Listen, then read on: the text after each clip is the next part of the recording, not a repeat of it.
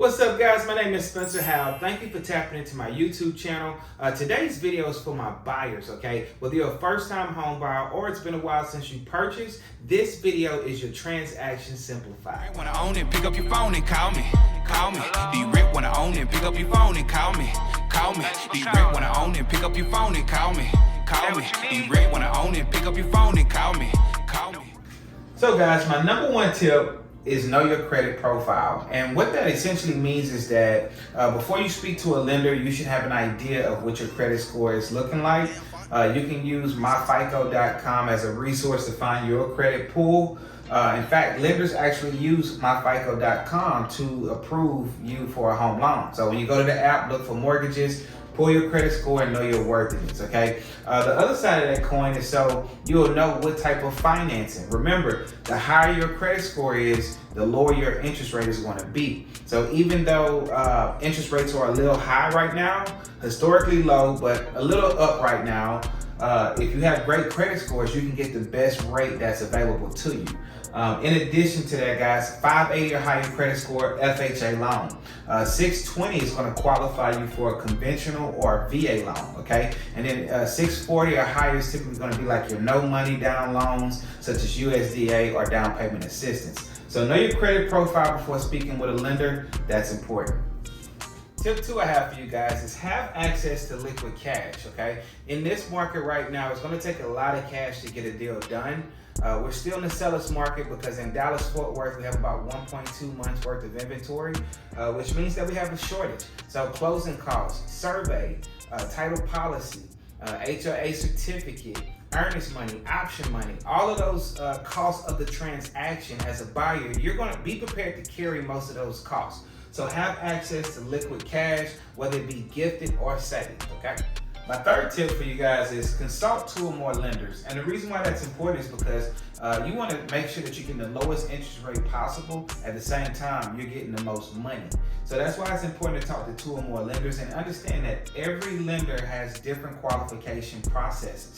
So what may not work for one lender may work for somebody else. So you always want to cross-reference. Another thing, make sure that you are upfront and honest about your financial forecast. If you have anything that affects your income, anything coming out and going somewhere else, whatever it is, make sure you tell your lender, because what you don't want to see happen is, right before closing, 5 to 7 days before closing, or even a day before closing, hit a brick wall and they shut the transaction down. So just be honest with your lenders, cross-reference with your lenders, and make sure that you're getting the best buying power for your credit score.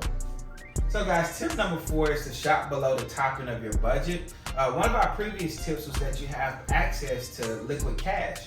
And here's why, because let's say you're approved for $500,000, that's the top end of your budget.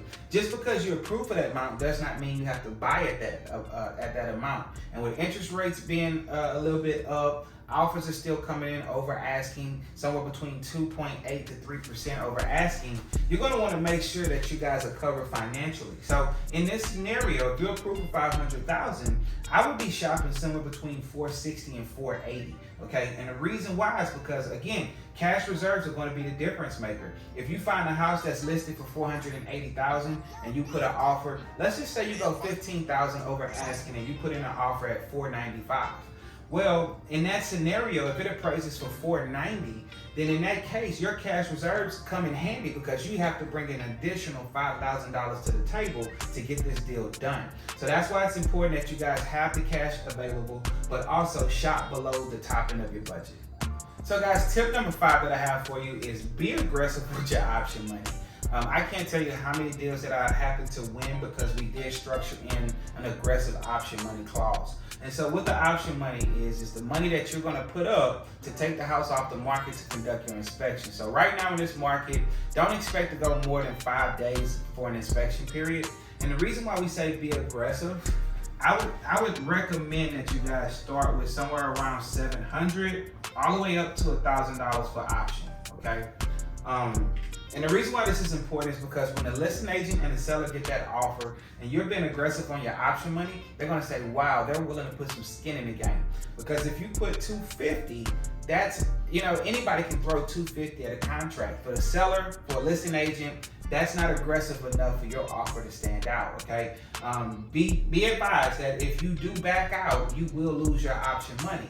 However, if you move to the closing table, that option money and your earnest money will be applied towards your closing costs. So just be aware of your option money, talk to your agent, make sure that you guys are being aggressive there.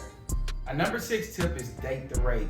I know that sounds funny, guys, but right now in this market, interest rates are historically low, but they're still relatively high, okay? And so what this means is that if you're considering buying, don't let the interest rate stop you. Take advantage of the appreciation that's in the market, watch those interest rates, and when they come back down, break up with your current rate, get you a new one. That's simple, guys. Refinance, drop that rate, drop your mortgage, save money. All right, guys, for my last and final tip, number 7, pace your rates. And so what we see in the market is a lot of buyers get buyer fatigue because of the multiple offers, contract after contract. Guys, I'm telling you, if you pace your race, you will win an offer and get in a home. That's the last key component to having a successful transaction. Pace your race, prepare yourself mentally, and don't get too emotionally attached to any one house, okay? When you get the call from your agent and say, hey, congratulations, we're under contract, then you can gasp for air, then you can scream, and now you can get emotionally attached. But until that moment, pace your race, all right? That's my 7 tips. I hope you guys enjoyed this video. If you got value, please hit the like and subscribe button. I'm going to put it somewhere around there. I don't know. But see you guys on the next video.